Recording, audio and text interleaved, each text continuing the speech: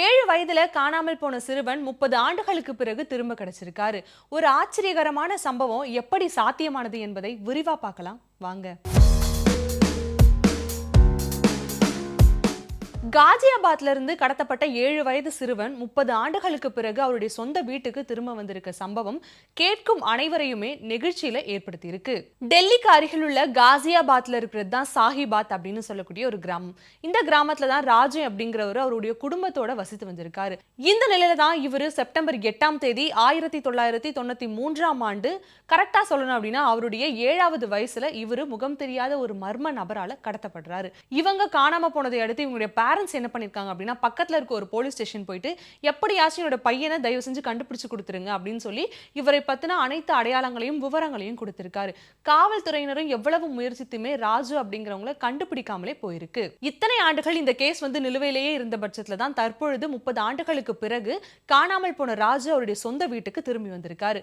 காணாம போனப்போ 7 வயதா இருந்த ராஜு அவர்களுக்கு தற்பொழுது 37 வயதாகுது. அது மட்டும் இல்லாம இவரை 7 வயசுல கடத்தி கொண்டு போனவங்க ராஜஸ்தான்ல இவரை வச்சிருந்ததா தெரிய வந்திருக்கு. என்னதான் கடத்தி கொண்டு போயிருந்தாலுமே உணவுகளையாச்சும் சரியா கொடுத்திருந்திருக்கணும். ஆனா ராஜு என்ன சொல்லியிருக்காரு அப்படின்னா அவங்க எனக்கு உணவுமே சரியா கொடுக்க மாட்டாங்க.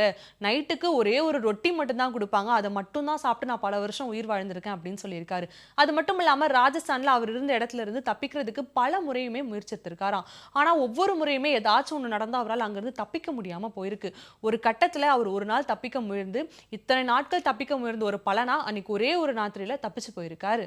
இவரு ராஜஸ்தான்ல இருந்து தப்பிச்சு லாரி மூலமா ஒரு வழியா டெல்லிக்கு சேர்ந்திருக்காரு. ஆனா இவர் டெல்லிக்கு சேர்ந்தாலுமே இவர் யாரு, இவருடைய பேர் என்ன, எந்த ஊர்ல இருந்து வந்திருக்காரு, இவருடைய சொந்த பந்தம் என்ன எதுவுமே இவருக்கு ஞாபகம் இல்ல. இவர் பக்கத்துல இருக்க காவல் நிலையம் எல்லாத்திற்குமே போயிருக்காரு.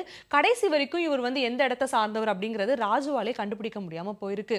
இந்த நிலையில தான் காசியால உள்ள கோடா காவல் நிலையத்துக்கு போன ராஜு அவர்கள் தன்னை பற்றின முழு விவரங்களையும் எடுத்து சொல்லியிருக்காரு. இவர் சொன்ன விவரங்களை எல்லாமே பொறுமையா நோட் பண்ண காவல் அதிகாரிகள் என்ன பண்ணிருக்காங்க அப்படின்னா அவருக்கு சாப்பிடுறதுக்கு உணவு, அணிந்து கொள்ள காலணி போன்ற பல வசதிகளை ஏற்படுத்தி கொடுத்து கொஞ்ச நேரம் ரெஸ்ட் எடுங்க அப்படிங்கிற மாதிரி சொல்லியிருக்காரு. ராஜுவை பத்தின எல்லா டீடைல்ஸையும் காவல்துறையினர் என்ன பண்றாங்க அப்படின்னா சமூக வலைதளங்கள்ல பதிவேற்றாங்க. இதை எதிர்பாராத விதமா ராஜு அவருடைய மாமா அவர்கள் பார்த்துட்டு ஒரு வழியா ராஜுவை அவருடைய சொந்த வீட்டுக்கு திருப்பி கூட்டிட்டு போயிருக்காரு. ராஜு அவர்கள் அவருடைய சொந்த வீட்டுக்கு திரும்பினதுக்கு அப்புறம் அவர் என்ன சொல்லியிருக்காரு அப்படின்னா நான் இப்போதான் ரொம்ப மகிழ்ச்சியா இருக்கேன். 30 ஆண்டுகள்ல என்னைக்காச்சும் ஒரு நாளாச்சும் நான் என் பெத்தவங்களை பாத்திர மாட்டேனா அப்படிங்கிற மாதிரி ஏங்கிட்டு இருந்தேன்.